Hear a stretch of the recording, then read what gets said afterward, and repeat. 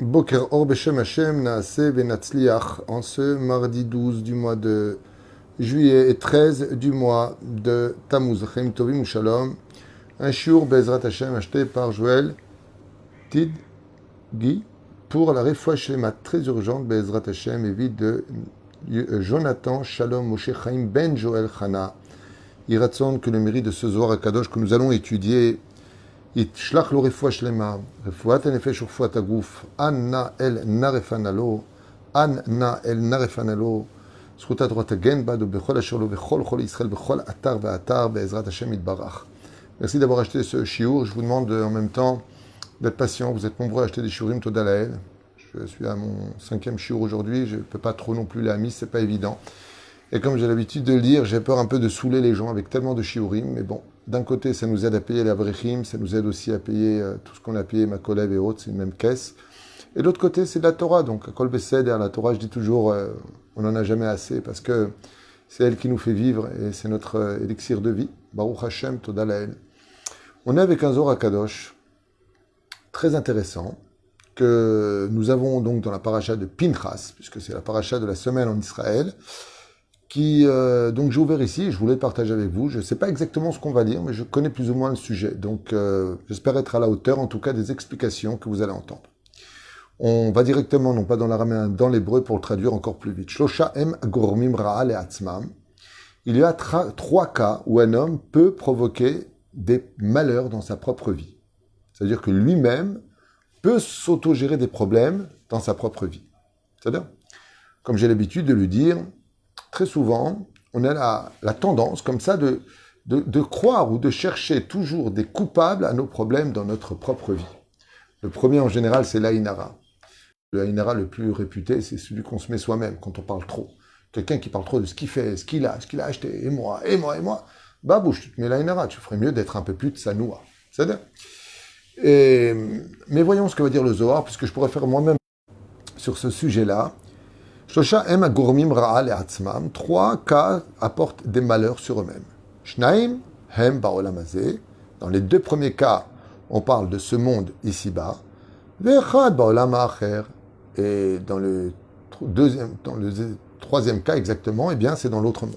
Ve'elouen. Alors de quoi est-ce qu'on parle? Mi shemekalel et atzmo shelamanu. Il y a celui qui passe tout simplement son temps à se maudire. Qui m'arrive des malheurs, sur mes yeux, sur la Torah, sur ceci ou sur cela. Ces gens-là, le Tsarenu arabe, provoquent des malheurs dans leur vie. Les gens qui disent « Ali, kapara, que moi je meurs pour toi », Baba, tu te crées des malheurs dans ta vie, dit le Zohar HaKadosh. « Mi shemekalel et atzmo, mevit sa'ar gadol et atzmo » tout celui qui se souhaite du mal. Vous savez, très souvent, comme j'ai dit tout à l'heure, quand on a le sang chaud, Hazve Shalom, que je meurs à l'instant, ne dis jamais des phrases comme ça. Ces gens qui se tapent les joues font un Issour Chamour. Vous savez qu'il est strictement interdit de se frapper les joues, de se griffer. Hazve Shalom, c'est un minag qui ne vient pas de chez nous. Il y en a qui disent, Bichlak, c'est même de la Vodazara de faire ça. Minag émoréen, Shem Ishmo Verahem. Memune Echad, Nitmane Lifne Ha'adam. Car il y a un ange qui se présente devant l'homme quand il se maudit. Ubesha'a she'adam mekalel et atzmo ha'memune hazeh ve'shiv'im acherim ha'memunim tartav. Donc il y a un ange qui se présente, qui a en dessous de lui, dit le Zohar HaKadosh, 70 autres anges qui se tiennent à son service. Lokrim et tamila ha'i ve'ombrim amen. Lo alenu ve'lo alechem. Quand une personne se maudit, il y a un ange qui descend immédiatement devant lui et qui a été créé pour dire Amen avec 70 autres anges qui lui souhaitent que le malheur qui vient de se souhaiter tombe sur sa tête. Shemishmor Virachem.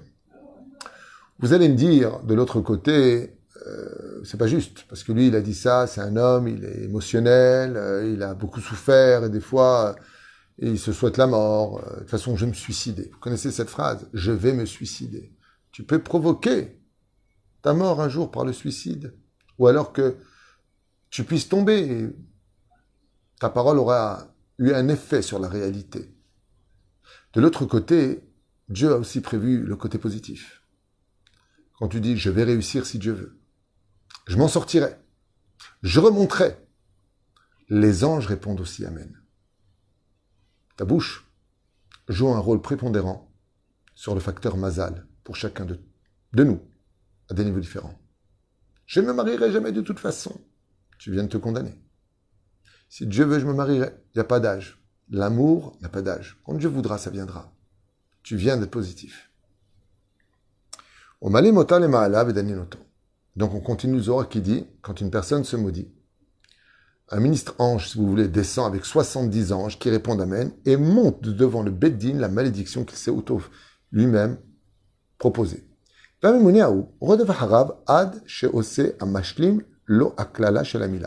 Et cet ange ne lâche pas la malédiction jusqu'à ce qu'elle se réalise sur terre, à cause du mot qu'il a dit. Milanu gadol mi Moshe. Prenons un exemple, par exemple, très connu, les gens qui disent « je prie mais ça ne sert à rien ». Vous savez pourquoi votre prière ne monte pas réellement, qu'elle ne se réalise pas? Parce que si votre prière a le malheur d'être réellement écoutée par Dieu, l'ange accusateur dit, alors si tu l'écoutes, il faut écouter tout ce qu'il a dit aussi avant. Et comme il y a un an en arrière, tu t'es maudit, si Dieu dit, oui, mais il a prié, il faut bien que j'écoute. Il dit, alors tu écoutes aussi ce qu'il a dit. Donc des fois, les prières, c'est pas qu'elles sont pas exaucées. On ne peut pas tout de suite les écouter, parce que malheureusement, à côté, tu as ouvert ta bouche du mauvais côté, donc Dieu ne peut pas accepter ça et pas l'autre. Ce serait pas juste. Faire attention. Milanu gadol mi Moshe Rabbeinu she'amar Prenons un exemple de la Torah d'Ilzor Kadosh, où Moshe, pour sauver le peuple d'Israël, a dit « Et si tu ne veux pas pardonner à ce peuple, alors efface mon nom de la Torah. » Et on a vu que la paracha qui s'en suivra, Moshe Rabbeinu, n'aura pas son nom dans la Torah. La parole est créatrice. She'amar zel et tzorech Israël. Et pourtant, il a fait ça pour le peuple d'Israël, sauver le peuple d'Israël. Mais il s'est maudit. Efface mon nom. Il marche mot. Efface mon nom, c'est la pire chose qui nous arrive. Et malgré le fait que Dieu ait cautionné et félicité Moshe Rabbeinu d'avoir fait un tel sacrifice, de sauver le peuple d'Israël, Dieu n'a pas pu le sauver de sa malédiction, dit le Zohar. Im kolze lo nitzal mionesh. Mais Dieu lui a dit, tu t'es maudit, Baba. Tu as dit, efface mon nom. Paracha de Tetzavé, il n'y a pas le nom de Moshe Rabbeinu. Lama. Rachid dit, tu as dit, efface mon nom. Voilà le résultat. Ve'are amru, lo nizkar shemo paracha, ve'ata Tetzavé. Ve'nimcha misham, ugvar emiduhu, umi lanu gadol mi David HaMelech. Et qui encore serait comme David HaMelech? Qu'est-ce qu'il a dit? Amarti eshmera derachaim mechato bilshoni, eshmera lefi machasom be'od rasha lenegdi. Ma'u be'od rasha lenegdi, ayne oto amemune, shenitmane, alze shemekalel et atzmo. De qui parlait le roi David dans ses écrits quand il a dit « Dieu, garde-moi sur mes chemins de mechato bilshoni, de la faute de ma parole, de mal parler de moi des fois. » Et pourquoi? Il dit « Mets un marsom sur ma bouche. » Pourquoi? Be'od rasha lenegdi. Car se tient un ange racha, un ange accusateur qui descend en face de nous et qui ne lâche pas le morceau jusqu'à ce que les malédictions s'accomplissent. Comme de dire, qu'est-ce que j'ai fait de t'épouser? J'aurais jamais dû me marier avec toi. Espérons que tu crèves, espérons que tu meurs. Oh, tu viens de raccourcir les jours de la vie de l'un et de l'autre. Tu viens de te maudire. Après, on va voir des Mekoubalim, des Rabbanim, le Kachmilaï, la Zikla Adam. Et le Zohar nous dit, il est évident que tu ne peux pas sortir débarrassé d'une telle situation sans en payer le prix. C'est pour ça que, il est très important de faire Atarat Klalot. Même quand on est très malade, des fois, on a fait des Nedarim, on a promis des choses, on ne les a pas accomplies, ça amène la mort. Des fois, on s'est maudit, ça amène la mort. Comment on fait alors quoi? C'est une fatalité, on a fauté et c'est fini? Réponse, non. Fais Atarat Klalot devant 10 hommes qui vont annuler les Nedarim que tu as fait. Les mauvaises paroles. Parce que Atarat Klalot vient annuler les Klalot. C'est pas simplement des gens qui t'auraient maudit, mais aussi, ou des gens qui sont makpides sur toi, mais aussi des propres malédictions que tu t'es infligées par ta mauvaise bouche.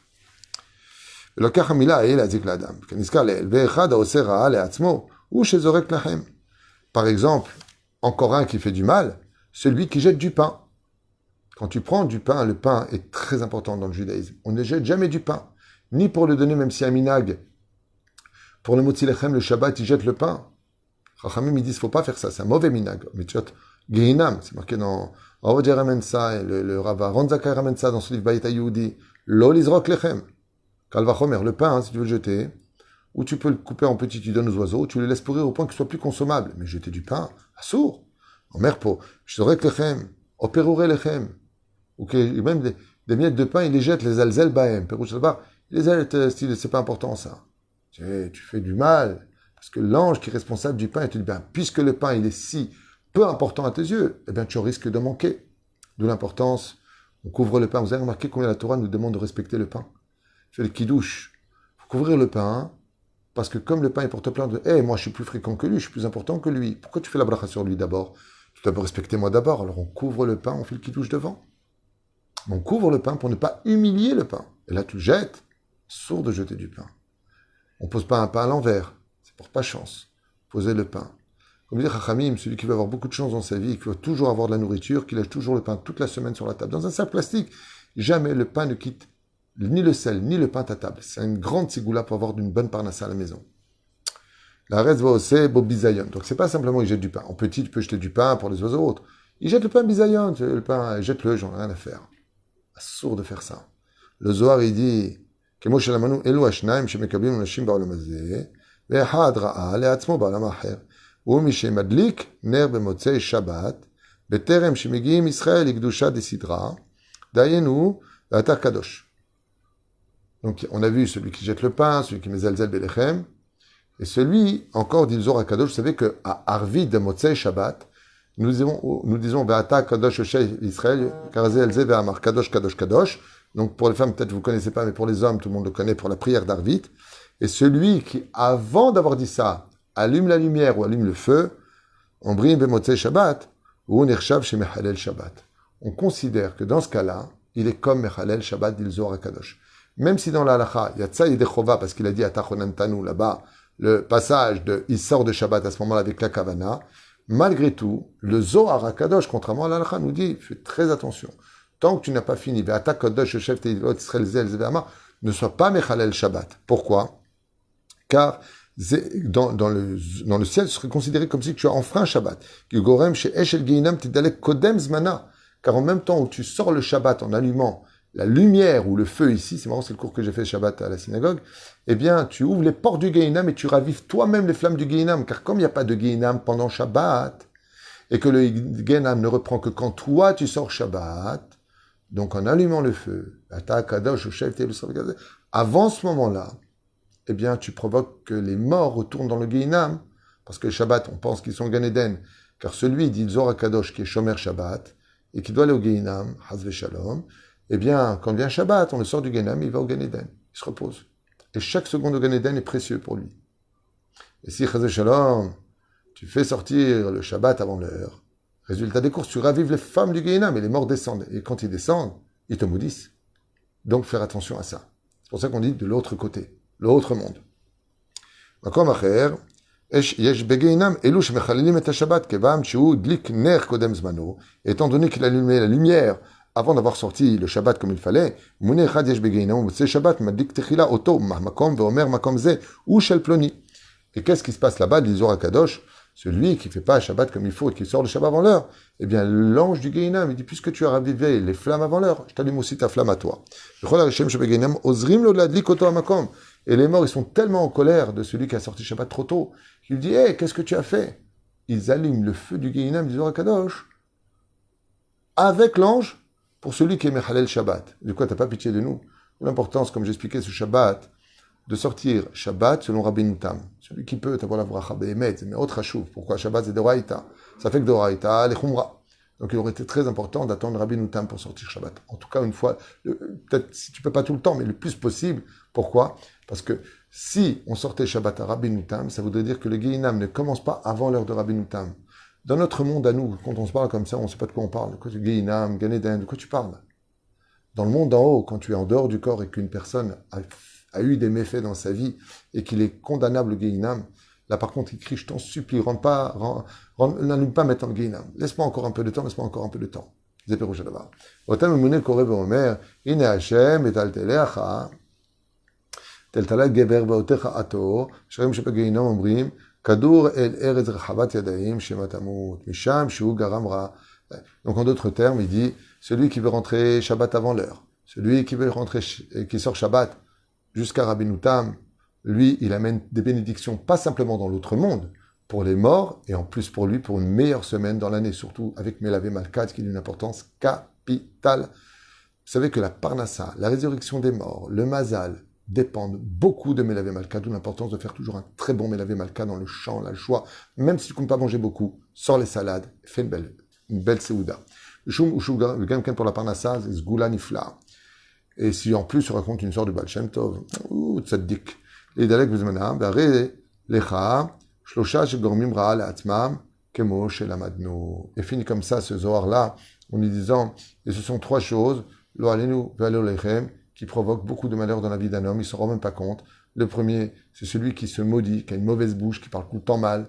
Il y a pire encore celui qui juge les autres, toujours du kafrova, l'otov pour ton mazal, l'otov pour toi. Et les anges ne lèvent pas le morceau au point que le roi David a dit, Lo Alenu, Ve'alo Lechem, faites très attention à cet ange accusateur qui se tient devant vous, qui lâchera pas votre malédiction jusqu'à ce qu'elle tombe sur la personne elle-même, que ce soit dans la maladie, la mort ou la pauvreté. Lo Alenu, Ve'alo Lechem. Faites très attention, nous dit le roi David. La deuxième chose, faites très attention au kavod du pain. Faites très attention, ne jette pas du pain, ne marche pas sur des miettes, ne va pas mes alzel dans le lechem. Et la troisième chose, ne t'empresse jamais de sortir Shabbat avant l'heure. Surtout que les morts, tu peux les sauver et ils te béniront. Tandis que de l'autre côté, dit Zohar Kadosh, si tu tiens pas compte d'eux, c'est marrant parce que j'ai envie de dire quelque part que, à la limite, si t'as pas envie d'être Shomer Shabbat, au moins pour toi, sois intelligent. Sauf ceux qui sont de l'autre côté, qui comptent sur toi, puisque dans le ciel, les portes du Guindam n'ont pas le droit de reprendre, de s'ouvrir, tant que nous, sur terre, on est encore Shomer Shabbat. Quand tu sors Shabbat, tu leur ouvres les portes du Guindam. C'est pour ça que vous constaterez dans la prière, bizarrement, le Télim 92, Yoshev Beseter Enyon Betel Shaddai Kanan, quand on enterre un mort, Lo Alel Velo Alechem, chez l'Oneda, n'est-ce pas le Télim que nous disons? Et vous savez pourquoi on dit ce Télim? On dit ce Télim de Yoshev Beseter Enyon, parce qu'on raccompagne les morts à leur place initiale pour leur réparation. Dans le Kafakela, la réincarnation, le Gehinam ou Be'ezrat Hashem, pour les méritants, dans le Gan Eden Elyon. Et la reine, il est très important de tenir compte de l'existence des mondes parallèles, parce que ce sont de ces mêmes mondes parallèles que notre vie sur Terre dépend. Ose Shalom Yimrumav, Uberachamav, Yase Shalom, Alenu. Baruch Adonai L'Olam Amen Ve'Amen. Yishiberach Avotenu Be'ezrat Hashem Yitbarach, Yevarech et Hashem Atov, יברך אותו בהחלמה מהירה, שונתן היקר שלום משה חיים בן ג'ואל חנה, כקדוש ברוך הוא ירחם עליך ויתן לך רפואה שלמה מתוך שאר כל חולי ישראל בכל אתר ואתר, אמן ואמן.